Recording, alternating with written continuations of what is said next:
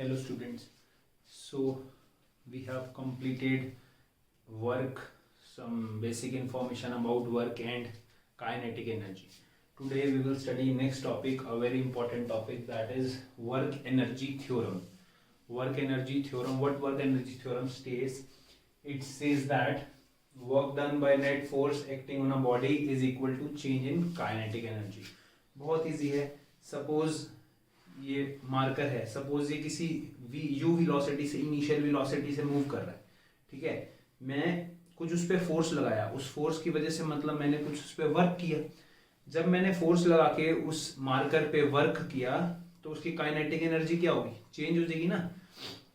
आपका कोई friend move कर रहा है, ठीक है ना, किसी यू वेलोसिटी से, आपने उसको पीछे से फोर्स लगाया, पुश किया, तो क्या किया आपने? कुछ वर्क किया उस बॉडी पे, ठीक है ना, कुछ वर्क किया. और क्या होगा? जैसे ही आप उस पर फोर्स लगाओगे उसकी स्पीड, उसकी वेलोसिटी उस पर्टिकुलर डायरेक्शन में बढ़ जाएगी, ठीक है ना. वेलोसिटी चेंज हो जाएगी उस डायरेक्शन में, दैट मीन्स उसकी काइनेटिक एनर्जी चेंज हो जाएगी. That is only work energy theorem which states that work done by net force acting on a body is equal to change produced in the kinetic energy. Clear? इसको देखते हैं, इसके derivation से कैसे work done change in kinetic energy आया. बहुत easy है. Suppose a variable force F acting on a body displace it to small distance ds. एक फोर्स लगाया, वेरिएबल फोर्स लगाया, उस जिससे कि बॉडी कुछ डिस्प्लेस होगी स्मॉल डिस्टेंस ds.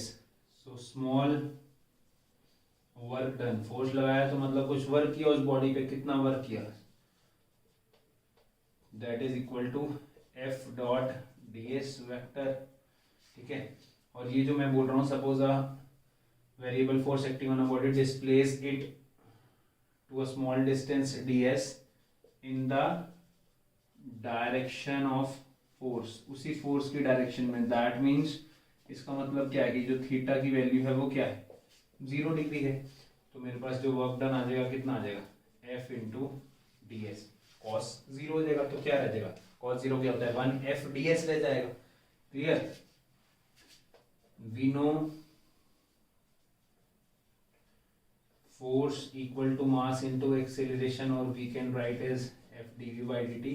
हमने प्रीवियस लेक्चर में भी ये चीज कही. सेम यहीं पर पुट करना है, m dv by dt into D S.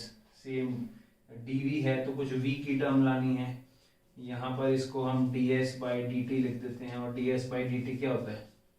ds by dt होता है मेरे पास v, तो मेरे पास आ गया mv dv. इतने डेरिवेशन हम पहले भी कर चुके हैं, ठीक. अब हमें क्या करना है? टोटल वर्क डन निकालना है, ठीक है. टोटल वर्क डन निकालना है तो हमें लिमिट्स, पहले हमने क्या बोला था? बॉडी रेस्ट पे है, ठीक है. अब अगर बॉडी स्टार्टिंग से ही इनिशियल वेलोसिटी से मूव कर रही है, if on applying force kinetic energy, if on applying force velocity of body increases from u to v, मतलब इनिशियल वेलोसिटी u कुछ वेलोसिटी से मूव कर रही थी बॉडी, और फाइनल वेलोसिटी हमारी फोर्स लगाने के बाद उसकी v होगी. Then total work done is, total work done कितना होगा? स्मॉल वर्क डन का टोटल वर्क डन निकालना है तो हम क्या करते हैं? इंटीग्रेट कर देते हैं उस क्वांटिटी को. लिमिट्स, ये लिमिट क्या होगी इसकी? जब हम फोर्स नहीं लगाएंगे तो वर्क डन 0 है. आप बोलोगे सर यहाँ लिमिट क्यों नहीं लिखी? यहाँ भी लिख सकते हैं. जब हम फोर्स नहीं लगा रहे तो वर्क डन 0 है, जब फोर्स लगा रहे हैं तो कितना है? टोटल वर्क डन W है, ठीक. वेलोसिटी कैसे चेंज हो रही है? इनिशियल वेलोसिटी u थी, फाइनल वेलोसिटी v. क्लियर इतनी बात? तो ये कितना आ जाएगा? इसको यहाँ से मैं इस लाइन को रब कर देता हूँ. ये कितना आ जाएगा? मास कांस्टेंट है v dv का integration from limits u to v, same कितना होता है v स्क्वायर बाय 2 फ्रॉम u टू v। एक बार v वैल्यू पुट करेंगे यहाँ पर, एक बार u वैल्यू पुट करेंगे। क्लियर? 1/2 कॉमन है, यहाँ भी आप बाहर रख सकते हो 1/2 को, कोई प्रॉब्लम नहीं। तो कितना आ जाएगा, half M V square minus half M U square. ये क्या है, half M V square kinetic energy. कब? जब वेलोसिटी v है, मतलब final velocity, that means this is final kinetic energy minus this is initial kinetic energy. So work done क्या आ गया, change in kinetic energy, final kinetic energy minus initial kinetic energy, that is work energy theorem. मैंने force लगाया किसी body पे, कोई body move कर रही थी, फोर्स लगाने पे वो और उसकी वेलोसिटी चेंज होगी, तो कितना वर्क डन करना पड़ा, that is equal to change in kinetic energy, and this is work energy theorem. Work done is change in kinetic energy. Clear? So this is my work energy theorem. जो kinetic energy पढ़ा उसके ऊपर जो हमने पढ़ा work energy theorem. Same ये work energy theorem जैसे change in kinetic energy है, ऐसे ही work energy theorem change in potential energy भी होती है। तो उसको करने से पहले हम पोटेंशियल एनर्जी पढ़ते हैं, और उससे पहले भी एक लास्ट लेक्चर में एक छोटा सा टॉपिक था जो छूट गया था कुछ, जिसके ऊपर डायरेक्ट क्वेश्चन आता है। काइनेटिक एनर्जी हमने पढ़ा है हाफ एम वी स्क्वायर होता है। मोमेंटम, मोमेंटम को हम p से डिनोट करते हैं, that is equal to M V, that is equal to M V. अब अगर मैं काइनेटिक एनर्जी वाले टर्म में मास से मल्टीप्लाई कर दूं और मास से डिवाइड कर दूं, क्लियर? मैंने क्या किया, मास से मल्टीप्लाई कर दिया और मास से डिवाइड कर दिया। एम स्क्वायर वी स्क्वायर को एम वी का होल स्क्वायर पे लिख सकता हूँ ना। सो काइनेटिक एनर्जी आ गया, और ये एम वी क्या है, मोमेंटम है, तो ये क्या आ जाएगा, पी स्क्वायर डिवाइडेड बाई नीचे 2 है और m है। तो बेसिकली ये एक रिलेशन आ गया, किसमें, रिलेशन बिटवीन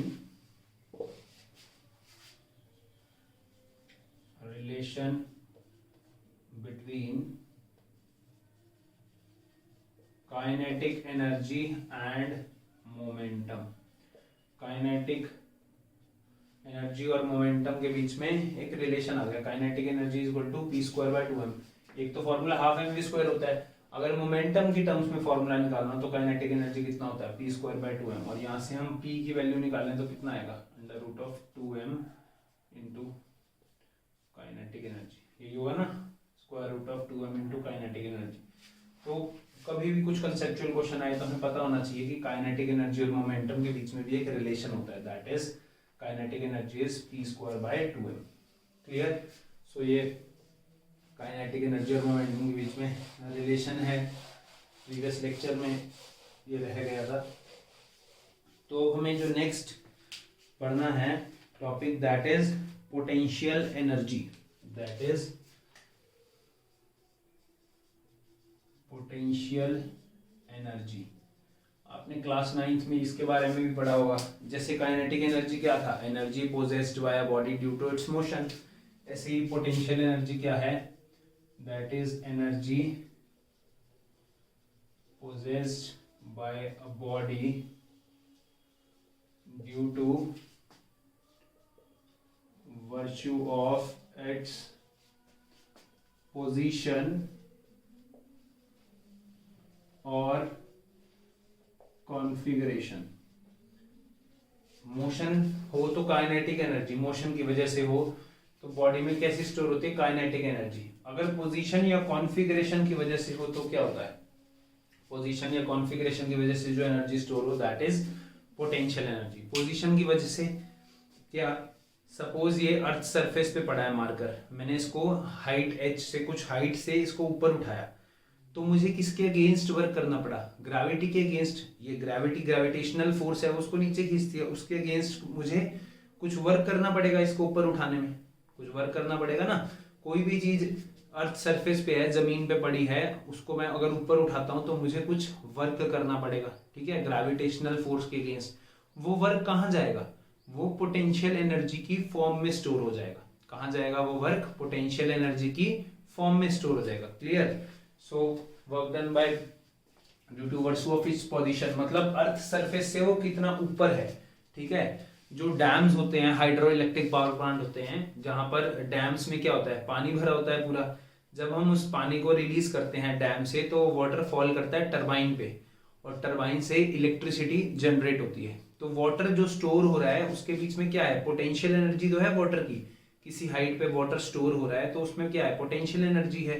वो क्या होती है, वर्क करती है, और वो इलेक्ट्रिकल एनर्जी की फॉर्म में दिखता है हमारे को। ठीक है ना, तो वो भी एक तरह की पोटेंशियल एनर्जी है। तो वो पोजीशन की वजह से है, उसको कितनी अर्थ सरफेस से कितनी हाइट पे है। क्लियर? और एक बात है कॉन्फ़िगरेशन की। कॉन्फ़िगरेशन मतलब बेसिकली शेप का चेंज होना। स्प्रिंग है, मैं स्प्रिंग को पुल करता हूँ, स्प्रिंग को स्ट्रेच कर दिया, ठीक है, स्प्रिंग को दोनों तरफ से पकड़ के स्ट्रेच कर दिया तो उसकी शेप चेंज हो जाती है। ठीक है, या रबड़ है, रबड़ को स्ट्रेच कर दिया, उसकी शेप चेंज हो गई। तो जब मैंने वर्क किया उसको स्ट्रेच करने में, वो वर्क कहाँ गया, उसके अंदर पोटेंशियल एनर्जी की फॉर्म में स्टोर हो गया स्प्रिंग में। या स्प्रिंग को मैंने कॉम्प्रेस कर दिया, स्प्रिंग को दबा दिया, तो तब भी उसके बीच में कुछ ना कुछ एनर्जी आएगी, पोटेंशियल एनर्जी। कैसे पता लग रहा है, सपोज स्प्रिंग को दबा दिया मैंने, एकदम से मैं छोड़ूंगा तो स्प्रिंग क्या होगा, वापस से रिलीज होगा। तो मतलब उसके बीच में कुछ ना कुछ एनर्जी थी ना, जो कि वापस से कन्वर्ट हुई, और वो पोटेंशियल एनर्जी बाद में काइनेटिक एनर्जी में कन्वर्ट हो जाती है। क्लियर? तो energy possessed by body due to its virtue of its position और configuration, that is potential energy. बहुत सारे टाइप्स की पोटेंशियल एनर्जी होती है। Gravitational potential energy, elastic potential energy, electrostatic potential energy. Gravitational potential energy मतलब ऐसी दो objects के बीच में कुछ, उनके बीच में कुछ कनेक्शन है जिसमें ग्रेविटेशनल फोर्स एक्ट हो रही हो। ठीक है, दैट इज ग्रेविटी। जैसे मैंने बोला ग्रेविटी के अगेंस्ट मैंने इस एक डस्टर को या कोई भी ऑब्जेक्ट जो अर्थ सरफेस पे, मैंने उसको ऊपर उठाया आराम से, बिल्कुल उसको विदाउट एनी एक्सीलरेशन, बहुत धीरे धीरे उसको ऊपर उठाया। तो जो इसके बीच में एनर्जी स्टोर हो रही है that is gravitational potential energy, क्योंकि ग्रेविटेशनल फोर्स एक्ट कर रही है इसके और अर्थ सरफेस के बीच में। Clear? Elastic potential energy, spring, spring को कंप्रेस करना या स्ट्रेच करना, तो जो उसके बीच में एनर्जी आती है that is elastic potential energy. And third is electrostatic potential energy. आप क्लास 12th में पढ़ेंगे, जो दो चार्जेस होते हैं, चार्ज पढ़ा है ना, पॉजिटिव नेगेटिव चार्ज, ठीक है ना, तो उनके बीच में जो एनर्जी होती है that is electrostatic potential energy, उनके कनेक्शन में जो एनर्जी होती है। तो हमने यहाँ ग्रेविटेशनल पोटेंशियल एनर्जी और इलास्टिक पोटेंशियल एनर्जी के बारे में पढ़ना है। ये भी आपने क्लास 9 में पढ़ा हुआ है। Gravitational potential energy, gravitational potential energy क्या है, सपोज ये अर्थ सरफेस है, यहाँ कोई ब्लॉक रखा है मास m का। क्लियर? तो इस पे नीचे वेट लग रहा होगा mg, ये सरफेस है अर्थ का, इसको कुछ फोर्स लगाया और इसको यहाँ पर, यहाँ उठा के यहाँ रख दिया, ठीक है ना, कुछ हाइट h पे रख दिया, कुछ फोर्स लगाया और इसको यहाँ से यहाँ कुछ हाइट h पे, सेंटर से सेंटर का हाइट ले रहा हूँ, क्लियर ना, यहाँ से यहाँ रख दिया हाइट h पे, यहाँ से ऊपर ले गए, जो मैं बता रहा हूँ, मैंने डस्टर को नीचे से उठा के ऊपर ले आया हाइट h से। तो मैंने वर्क किया किसके अगेंस्ट, इसके वेट के अगेंस्ट, ग्रेविटेशनल फोर्स की वजह से जो इसका वेट लग रहा है। सो work done by external force, मैंने फोर्स लगाया और उसको ऊपर खींचा, वर्क डन कितना होता है, that is equal to force into displacement. Clear? और फोर्स किसके इक्वल होगा, जितना उसका वेट होगा, कितना मुझे ऊपर फोर्स लगाना पड़ेगा, जितना उसका वेट लग रहा होगा नीचे mg, और डिस्प्लेसमेंट कितना हुआ, कितना यहाँ से यहाँ लेंगे h। सो वर्क डन कितना आ गया mgh, and that work done is stored in the form of potential energy. Work done कहाँ गया, पोटेंशियल एनर्जी की फॉर्म में स्टोर होगा। कैसी potential energy, gravitational potential energy. Clear? Class 9 में पढ़ा होगा ना, potential energy is equal to mgh। कैसे आया mgh, हमें क्या निकालना होता है, एनर्जी कुछ नहीं है, basically energy is the ability to do work, इसलिए हम वर्क निकालते हैं, वर्क डन, वर्क निकाल लिया तो that work done is stored in the form of potential energy. अगर वेलोसिटी थी तो हम बोलते थे that work done is stored in the form of kinetic energy. तो वर्क डन जो है वो कितना आ गया, work done by external force, यहाँ लिख सकते हैं इन raising body, work done by external force कितना आ गया, दैट इज इक्वल टू, इसका वेट जो है mg और डिस्प्लेसमेंट कितना है h, so work done is stored in the form of potential energy and potential energy is equal to mgh। Clear. अब मैं इसको ऐसे ले गया, ठीक है, सपोज यही सेम बॉडी थी, ठीक, मैं इसको पहले थोड़ा सा यहां तक ऊपर ले गया, ये सपोज ए पॉइंट है, ये बी पॉइंट है, ए से बी यहां ले गया, क्लियर। फिर इसको मैं इधर ले गया बॉडी को, बी से सी, फिर मैं इसको यहां ले गया सी से डी, और फिर मैं इसको वापस यहां ले आया ई, तो फाइनली मेरा ब्लॉक कहाँ है, यहाँ ई पे आ गया, क्लियर। मैं इसको डायरेक्ट ऐसे डिस्प्लेस नहीं किया यहां से यहां तक, मैं यहां से यहां तक ले गया, और ये फाइनली जो इसका सरफेस से है, जो है इसकी हाइट वो h ही है, सेम, मतलब इसी हाइट पे ले जा रहा हूँ, बट ऐसे ही नहीं ले जा रहा, इसी पाथ पे नहीं ले जा रहा, यहां से थोड़ा सा यहां ले गया, फिर इधर ले गया, फिर इधर ले गया, फिर इधर वापस ले आया, क्लियर। तो क्या जो पोटेंशियल एनर्जी है, जो वर्क डन है mgh, वो सेम रहेगा, क्या वो सेम रहेगा। There comes the concept of conservative and non conservative forces, नए नए नेम्स हैं, उससे घबराने की जरूरत नहीं है, डरने की जरूरत नहीं है। Conservative and non conservative forces, बहुत इजी है, बहुत इजी। कंजर्वेटिव और नॉन कंजर्वेटिव फोर्स क्या है, इसी से रिलेटेड है। जैसे मैंने ये एग्जांपल दिया, सपोज ये मेरे पास एक पॉइंट है ए, मैं यहां से यहां पे गया इस पाथ से, क्लियर, और मैं यहां से गया, मतलब इस ये वाला पाथ फॉलो किया, ठीक, मतलब हम प्रिंसिपल ऑफिस से क्लासरूम में आ रहे हैं, ठीक है ना, एक पाथ से हम प्रिंसिपल ऑफिस से पहले ग्राउंड में जा रहे हैं, फिर ग्राउंड से अपने क्लासरूम में जा रहे हैं, तो ये दूसरा पाथ हो गया। सपोज मैंने ए से बी यहां से यहां कवर किया, एक बार ये इस पाथ पे कवर किया, एक बार यहां से कवर किया, ठीक है, या एक बार ऐसे घूम घूम के वापस में बी पॉइंट पे आ गए, क्लियर। तो मेरे को ये सपोज पाथ 1 है, ये पाथ 2 है, ये पाथ 3 है, ये पाथ 4 है, 4 अलग अलग पाथ है। तो जो इसमें वर्क डन है, work done in moving on path, work done in moving on different path,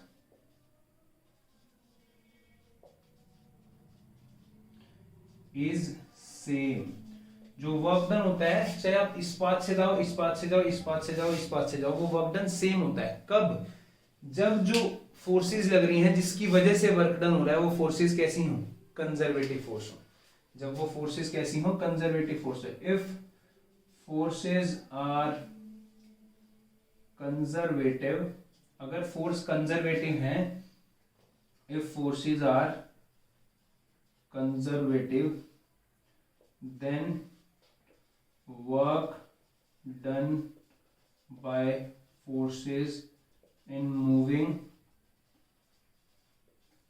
different path is same, or work done is independent of path।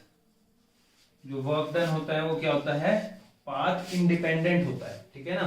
हम किसी भी पाथ से जाएं, वर्क डन पाथ इंडिपेंडेंट होता है। किस चीज पे डिपेंड करता है, हम कहां से कहां पे जा रहे हैं, depends on initial and final point. वो इनिशियल और फाइनल पॉइंट पे डिपेंड करता है वर्क डन। सो ऐसे फोर्सेस जिनकी वजह से वर्क डन हो रहा हो, वर्क डन क्या होता है, फोर्स इनटू डिस्प्लेसमेंट। तो ऐसे फोर्सेस जिनकी वजह से अगर वर्क डन हो रहा है और वो वर्क डन पाथ इंडिपेंडेंट हो, किसी भी पाथ पे डिपेंड ना करे, ऐसे फोर्सेस को हम क्या बोलते हैं, कंजर्वेटिव फोर्सेस बोलते हैं। Gravitational force is a conservative force. ये यहाँ यही प्रूव कराऊंगा अभी मैं। ये ग्रेविटेशनल फोर्स था ना, ग्रेविटेशनल फोर्स की वजह से जो वर्क डन किया वो mgh, यहाँ भी mgh ही आएगा। पाथ ही तो चेंज हुआ है ना, पर इनिशियल और फाइनल पॉइंट तो सेम है, यहां से गए और यहां पर आ गए, यहां भी यहां से गए थे और यहां पर आ गए थे, इनिशियल और फाइनल पॉइंट तो सेम है। Clear? Initial final point same हो तो आप किसी भी पाथ से ऑब्जेक्ट को ले जाओ, ठीक है, तो जो वर्क डन होगा वो, अगर वर्क डन उस पर्टिकुलर फोर्स की वजह से जो वर्क डन होगा वो वर्क डन कैसा होगा, पाथ इंडिपेंडेंट होगा, ठीक है ना। और उन फोर्सेस को जिनकी वजह से वर्क डन होगा that are conservative forces. Clear? So gravitational force एक तरह का कंजर्वेटिव फोर्स है। और नॉन कंजर्वेटिव फोर्स क्या होगा, जब वर्क डन है वो क्या होगा, पाथ डिपेंडेंट होगा। क्लियर? जब वर्क डन क्या है, पाथ डिपेंडेंट होगा। जब वर्क डन पाथ डिपेंडेंट होगा तो वो फोर्सेस कैसी आ जाएंगी, नॉन कंजर्वेटिव फोर्सेस आ जाएंगी। बस कंजर्वेटिव फोर्स समझ आना चाहिए। कंजर्वेटिव फोर्स की दो कंडीशन है क्या, तो वर्क डन पाथ इंडिपेंडेंट है। वर्क डन पाथ इंडिपेंडेंट है मतलब वर्क डन जो फर्स्ट पाथ का था वही work done from A to B, वही वर्क डन किसका है, सेकेंड पाथ का है। वही वर्क डन ए से बी जाने में थर्ड पाथ का है और वही फोर्थ पाथ का है ना। वर्क डन सब में सेम है, क्या है, इनिशियल और फाइनल पॉइंट सेम अगर होना चाहिए तो वर्क डन चारों पाथ में सेम है। सपोज मैं ए से बी में गया पॉइंट पे, यहां से यहां, और बी से वापस आ गया, सॉरी यार वैसे लगेगा, ए से बी में गया और फिर बी से ए में आया, मतलब वर्क डन ए से बी में गया, ठीक है, और फिर कहां से आया, एक बार वर्क डन बी से ए में आया, तो ये क्या हो जाएगा मेरे पास, टोटल वर्क डन हो जाएगा। ठीक है, अब वर्क डन ए से बी में गया और बी से ए में आया। क्लियर? इसका इनिशियल पॉइंट क्या है और फाइनल पॉइंट क्या है, ए से गया बी और ए पे ही वापिस आ गया। So initial and final point is same, ठीक है ना। इनिशियल और फाइनल पॉइंट सेम है ना, सेम क्या है, ए से बी में गया फिर बी से ए में आ गया। सो टोटल वर्क डन क्या होगा इस केस में, 0। तो ये भी कंजर्वेटिव फोर्स की कंडीशन होती है कि टोटल वर्क डन 0 है। क्यों? क्योंकि इनिशियल और फाइनल पॉइंट तो सेम ही है, इनिशियल और फाइनल पॉइंट सेम है ना, यहां से गया और यहीं वापस आ गया, तो टोटल वर्क डन कितना हो जाएगा, 0। डब्ल्यू ए भी जितना होगा that is equal to minus of W B A, obviously, ठीक है ना, जो बी से ए में गया that is equal to minus of W B A. So इस केस में क्या हो जाएगा वर्क डन, इस केस में मेरे पास वर्क डन हो जाएगा 0। तो एक और कंडीशन है, path independent, initial final point पे डिपेंड करता है, और साइक्लिक प्रोसेस बोलते हैं इसको, साइकिल में साइक्लिक प्रोसेस या बोल लो सर्कुलर पाथ। सर्कुलर पाथ में हमने पढ़ा था वैसे ही वर्क डन 0 होता है। सर्कुलर पाथ में जो सेंट्रीपिटल फोर्स है और जो डिस्प्लेसमेंट है 90 डिग्री के एंगल पे होता है, यहाँ से भी हमें पता चल रहा है, ठीक है ना, यहाँ से भी हमें पता चल रहा है कि वर्क डन सर्कुलर मोशन में 0 है। क्यों? क्योंकि इनिशियल और फाइनल पॉइंट सेम होता है, टोटल वर्क डन कैसा आ जाएगा, 0। तो ये भी कंजर्वेटिव फोर्सेस में एक डेफिनेशन है कि उसमें वर्क डन साइक्लिक प्रोसेस में क्या होता है, 0। अब ये जो हम ये कर रहे थे ये क्या है, सपोज मेरे पास ये है, इसमें क्वेश्चन क्या आता है, prove that gravitational forces are conservative in nature. Prove that gravitational forces are conservative in nature. Prove करो कि ग्रेविटेशनल फोर्स कैसा है, कंजर्वेटिव है। तो हमें कंजर्वेटिव प्रूव कैसे करना है, वर्क डन निकालेंगे। So work done from A to B कितना होगा, mg, और ये सपोज डिस्टेंस कितना है, इनटू ए बी, यही होगा work done, mg into A B. Work done B से सी, बी से सी में कितना होगा work done, work done force तो यही होगा जो इसका वेट होगा mg। इसकी हाइट कितनी है, ये हाइट तो चेंज ही नहीं हो रही, यही है ना mg, तो ये कितना होगा 0। बी से सी पे जाने में, यहां से इस पॉइंट से मैं इस पॉइंट पर गया, हाइट चेंज हुई, हाइट तो चेंज नहीं हुई ना, वर्टिकल हाइट। तो ग्रेविटेशनल पोटेंशियल एनर्जी की वजह से जो वर्क है, ग्रेविटेशनल फोर्स की वजह से जो वर्क है वो क्या होगा, 0, क्योंकि हाइट तो ऐसे चेंज होनी चाहिए ना वर्टिकली ग्रेविटेशनल फोर्स। हॉरिजॉन्टल में तो जो यहाँ ग्रेविटेशनल फोर्स लग रहा होगा वहीं यहाँ लग रहा होगा। फिर सी से डी में जाने में कितना वर्क लगेगा, वेट इंटू इसका डिस्प्लेसमेंट सी से डी, और डी से ई में जाने में कितना वर्क लगेगा, ये भी हॉरिजॉन्टल है तो ये कितना होगा 0।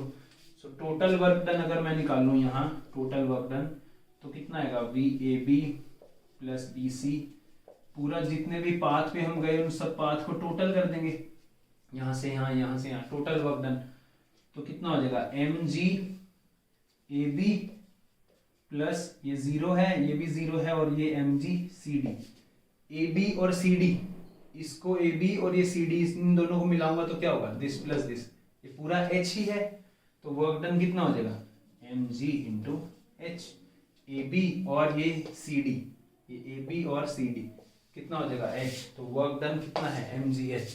सो gravitational potential energy is conservative in nature, क्यों, क्योंकि वर्क डन मैं डायरेक्ट ऐसे निकाल रहा था एम जी एच आ रहा था तब भी, या मैं इसको इस पाथ पे ले गया तो भी सेम आ रहा है, और कोई पाथ चूज कर लो यहाँ से यहाँ, यहाँ ऐसे कितनी बार भी कर लो, पर इनिशियल और फाइनल पॉइंट क्या होना चाहिए सेम होना चाहिए, इनिशियल फाइनल पॉइंट सेम है तो वर्क डन क्या होगा पाथ इंडिपेंडेंट होगा, एम जी एच ही आंसर आएगा। क्लियर, पोटेंशियल एनर्जी एम जी एच ही रहेगी, वर्क डन ये जो वर्क डन है that is stored in the form of potential energy. So this proves that the gravitational force is conservative in nature, जो gravitational force है वो कैसा रहेगा, वो फोर्स कंजर्वेटिव है। ठीक है, सो अब जब पाथ इंडिपेंडेंट है तो उन फोर्सेस को क्या बोलेंगे non conservative force.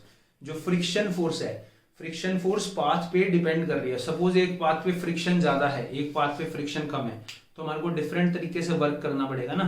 Friction force कैसी है नॉन कंजर्वेटिव फोर्स है, ठीक है ना। ग्रेविटेशनल फोर्स कंजर्वेटिव फोर्स है, इलेक्ट्रोस्टैटिक फोर्स क्लास 12th में पढ़ोगे कंजर्वेटिव फोर्स है। विस्कस फोर्स होती है विस्कोसिटी, 11th क्लास में लास्ट में पढ़ाऊंगा मैं आपको, लास्ट के चैप्टर्स में है विस्कस फोर्स, वो भी नॉन कंजर्वेटिव फोर्स होती है। Friction force viscous force they are non conservative force. तो एक तो वर्क डन साइक्लिक प्रोसेस में 0 होता है कंजर्वेटिव फोर्स में, ठीक है ना। इसको ऐसे भी लिख सकते हैं अगर वेरिएबल फोर्स हो F dot S work done, ये जो सर्कल बनाया है इंटीग्रेशन के ऊपर, इस सर्कल का मतलब होता है ओवर अ साइकिल, एक साइकिल में सर्कुलर पूरी प्रोसेस में साइकिल में टोटल वर्क डन कितना होगा 0, ऐसे लिख लो या ऐसे लिख लो, ठीक है। वर्क डन कितना होगा 0 होगा। और वर्क डन डिपेंड किस पे करता है इनिशियल और फाइनल पॉइंट पे डिपेंड करता है, किस पे डिपेंड करता है इनिशियल और फाइनल पॉइंट पे डिपेंड करता है। क्लियर। वर्क जो पोटेंशियल एनर्जी है, पोटेंशियल एनर्जी इसको हम U से भी डिनोट करते हैं, जैसे काइनेटिक एनर्जी को K से डिनोट करते हैं। काइनेटिक एनर्जी जो है इसको हम KE लिख देते हैं ना, K डॉट E, या K से डिनोट करते हैं। पोटेंशियल एनर्जी को हम U से डिनोट करते हैं। क्लियर। सो ये भी चीज याद रखनी है, पोटेंशियल एनर्जी और काइनेटिक एनर्जी। सो ये अभी तक हमने पढ़ा वर्क एनर्जी थ्योरम के बारे में, potential energy and kinetic energy. अब हम कंजर्वेशन देखते हैं मैकेनिकल एनर्जी। ये जो काइनेटिक एनर्जी और पोटेंशियल एनर्जी आपने क्लास 9th में भी पढ़ा होगा, ये कैसी रहनी चाहिए कांस्टेंट रहनी चाहिए, कांस्टेंट रहनी चाहिए ना। इनका जो सम है वो कैसा रहना चाहिए कांस्टेंट रहना चाहिए। मैंने स्प्रिंग को प्रेस किया, स्प्रिंग को प्रेस किया और स्प्रिंग प्रेस होने के बाद जब मैं इसको रिलीज करूंगा तो स्प्रिंग वापस आ जाएगा, तो जो उसकी पोटेंशियल एनर्जी थी वो कहाँ गई काइनेटिक एनर्जी में कन्वर्ट होगी। ठीक है, वो तो है conservation of elastic potential energy. अभी हमने जो पढ़ना है that is conservation of mechanical energy in a freely falling body. छोटे छोटे टॉपिक्स हैं बट बहुत इजी टॉपिक्स हैं, इजी चैप्टर है। Conservation of mechanical energy in a freely falling body. Suppose मेरे पास कोई ऑब्जेक्ट है यहां पर, ठीक है, ए पॉइंट पे कोई ऑब्जेक्ट है। ये ऑब्जेक्ट या अर्थ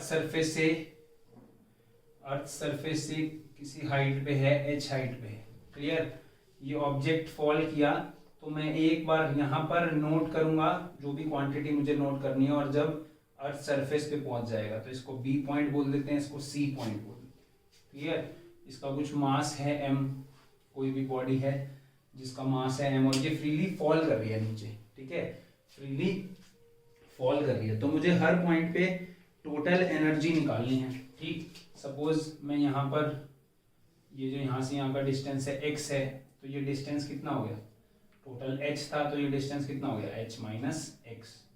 क्लियर, समझ आ गया क्या चीज कि एक ऑब्जेक्ट है, मैंने उसको किसी h हाइट से ड्रॉप कर दिया, तो एक बार मैं यहाँ नोट करूंगा काइनेटिक और पोटेंशियल एनर्जी, टोटल एनर्जी एक बार यहाँ नोट करूंगा।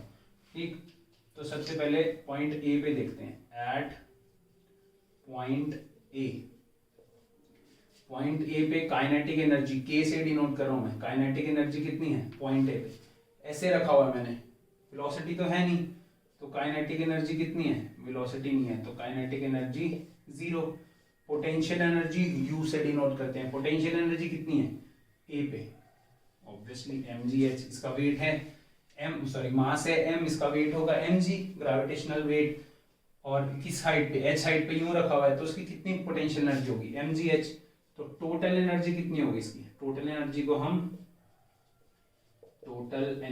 हम E से डिनोट करते हैं, total energy that is equal to kinetic energy plus potential energy, कितनी आ गई mgh, यही आ गई ना total energy, kinetic energy plus potential energy mgh। ये तो थी ए पॉइंट पे। अब बात करते हैं हम बी पॉइंट की, बी पॉइंट पे काइनेटिक एनर्जी निकालनी है, ऐसे तो नहीं निकलेगी, मुझे नहीं पता यहाँ वेलोसिटी क्या है, बट मेरे पास इक्वेशन ऑफ मोशन है v square minus u square is equal to 2as। Suppose इस पॉइंट पे वेलोसिटी क्या है, इस पॉइंट पे v वेलोसिटी है, इनिशियली वेलोसिटी क्या थी, जीरो थी, एक्सीलरेशन कितना है, freely falling acceleration due to gravity, g class 9 में पढ़ा ना, freely falling acceleration due to gravity, g हो जाएगा, और s कितना डिस्प्लेसमेंट हुआ, x डिस्प्लेसमेंट हुआ, तो यहाँ से v स्क्वायर कितना निकल के आया 2gx। अब मुझे काइनेटिक एनर्जी का फॉर्मूला पता है ना, हाफ एम वी स्क्वायर, तो बेसिकली मुझे यहाँ वेलोसिटी नहीं पता थी, वेलोसिटी की वैल्यू मैंने इक्वेशन ऑफ मोशन से निकाल ली, इनिशियल वेलोसिटी जीरो है, सपोज फाइनल वेलोसिटी v, तो यहाँ मैं वैल्यू पुट करता हूँ अगर v स्क्वायर की, तो कितनी है 2gx, 2 से 2 कैंसिल हो जाएगा, तो काइनेटिक एनर्जी कितना आ गया, काइनेटिक एनर्जी आ गया mgx, kinetic energy mg into x, ये आ गया मेरे पास काइनेटिक एनर्जी। अब यहाँ सॉल्व करते हैं इसको, काइनेटिक एनर्जी mgx, उसके बाद पोटेंशियल एनर्जी कितना होगा इस पॉइंट पे पोटेंशियल एनर्जी कितना होगा, अर्थ सरफेस से जितना ऊपर है, अर्थ सरफेस पे क्या होता है पोटेंशियल एनर्जी, mg हाइट कितनी होती है जीरो, तो अर्थ सरफेस पे हमेशा पोटेंशियल एनर्जी क्या होता है जीरो, तो जीरो से जितना ऊपर है, कितना ऊपर है mg into h minus x, ये point mg into h minus x ऊपर है, तो काइनेटिक एनर्जी भी आ गई, पोटेंशियल एनर्जी भी आ गई, दोनों को ऐड कर दूंगा अगर मैं, काइनेटिक और पोटेंशियल एनर्जी को, mgx plus mgh minus x, तो mgx कैंसिल हो जाएगा, मेरे पास क्या रह जाएगा, टोटल एनर्जी आ गई mgh, फिर से टोटल एनर्जी कितनी आ गई mgh, ठीक है ना, टोटल एनर्जी फिर से कितनी आ गई mgh, पॉइंट बी पे भी, समझ गए। ऐसे ही पॉइंट सी की बात करें, एट पॉइंट सी की बात करें, इसमें भी पॉइंट सी पे कितनी वेलोसिटी है मुझे नहीं पता, जस्ट जब फॉल हुआ, जीरो नहीं बोल सकते, जस्ट जब फॉल हुआ यहाँ, तो उस टाइम पे कितनी वेलोसिटी है नहीं पता, तो यही वाला फॉर्मूला लगा देंगे, v स्क्वायर, उसकी वेलोसिटी सपोज जस्ट जब फॉल हुआ उसकी वेलोसिटी कितनी थी v स्क्वायर, इनिशियली यहाँ से जब गिरा उसकी इनिशियल वेलोसिटी कितनी थी 0, 2g, और डिस्प्लेसमेंट कितना है, यहाँ से जस्ट जब गिरा तो पूरा हाइट h ये है, तो यहाँ पर काइनेटिक एनर्जी मैं लिखूंगा half M V square, v square की वैल्यू पुट करूंगा तो कितनी आएगी, हाफ m और साथ में 2gh, 2 से 2 कैंसिल हो जाएगा, तो काइनेटिक एनर्जी कितनी आ गई मेरे पास mgh, काइनेटिक एनर्जी कितनी आ गई mgh, समझ गए ना, kinetic energy v square is equal to 2gh आया, v स्क्वायर की वैल्यू पुट करें, पोटेंशियल एनर्जी कितनी होगी जस्ट जब फॉल किया सरफेस, जीरो, पोटेंशियल एनर्जी और सरफेस पे पहुंच गया ना, कोई हाइट ही नहीं है, mg जीरो, पोटेंशियल एनर्जी कितनी होगी जीरो, तो यहाँ से अगर मैं टोटल एनर्जी निकालूंगा, टोटल एनर्जी तो कितनी आई mgh plus zero that is mgh। सो क्या पता लगा इससे, ए पॉइंट पे भी mgh एनर्जी थी, ये निकाला मैंने, बी पॉइंट पे भी mgh एनर्जी थी और सी पॉइंट पे भी mgh एनर्जी थी। सो टोटल एनर्जी कैसी रहती है? Constant. Kinetic energy potential energy change हो रही है। काइनेटिक एनर्जी पोटेंशियल एनर्जी कैसे चेंज हो रही है कि काइनेटिक, अगर मैं यहाँ पर बात करूं काइनेटिक एनर्जी की बात करूं तो काइनेटिक उसके साथ डिस्टेंस के साथ, चलो यहाँ ग्राफ बनाते हैं। काइनेटिक एनर्जी और टोटल एनर्जी और हाइट में, टोटल एनर्जी और हाइट में ग्राफ बनाते हैं। क्लियर? तो ए पॉइंट पे क्या था? ए पॉइंट पे पोटेंशियल एनर्जी क्या थी? मैक्सिमम थी। और काइनेटिक एनर्जी कितनी थी? 0 थी। ठीक है ना? पोटेंशियल एनर्जी क्या थी? मैक्सिमम थी। सो सपोज मैं सरफेस से ले रहा हूं, यहां से लेते हैं तो सरफेस पे, तो यहां सपोज ए पॉइंट पे क्या था? पोटेंशियल एनर्जी मैक्सिमम थी और सी पॉइंट पे पोटेंशियल एनर्जी क्या थी? 0। तो पोटेंशियल और बाकी जगह वेरी कर रही थी। ठीक है ना?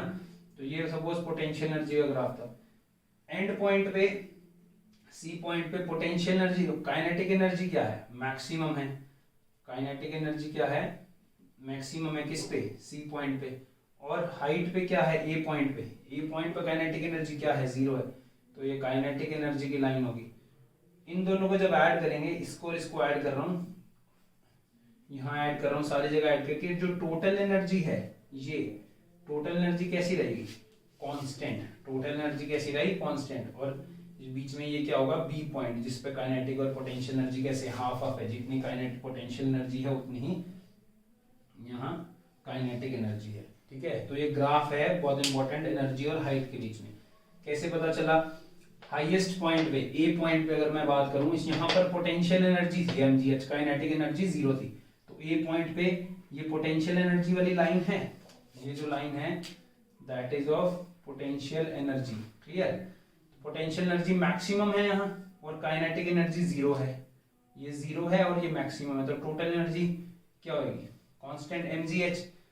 ठीक है? बी पॉइंट पे जितनी पोटेंशियल एनर्जी है उतनी ही काइनेटिक एनर्जी है। और सी पॉइंट पे, यहाँ नीचे सी पॉइंट पे क्या था? सी पॉइंट पे काइनेटिक एनर्जी थी mgh, मतलब मैक्सिमम, ये थी काइनेटिक एनर्जी वाली लाइन। और पोटेंशियल एनर्जी क्या है? 0। तो ये थी पोटेंशियल एनर्जी वाली लाइन। ठीक है? तो ऐसे ही ग्राफ क्रैम नहीं करना, पता होना चाहिए आपको। तो काइनेटिक एनर्जी, पोटेंशियल एनर्जी और टोटल एनर्जी के बीच में ये ग्राफ आ गया। सो this is all about today. अगर आपको कुछ डाउट है तो आप मुझसे पूछ सकते हैं। किसी भी बुक में आप पढ़ेंगे तो बहुत इजी डेरिवेशन एक बार सॉल्व करेंगे तो बहुत इजीली सॉल्व हो जाएगा। Thank you.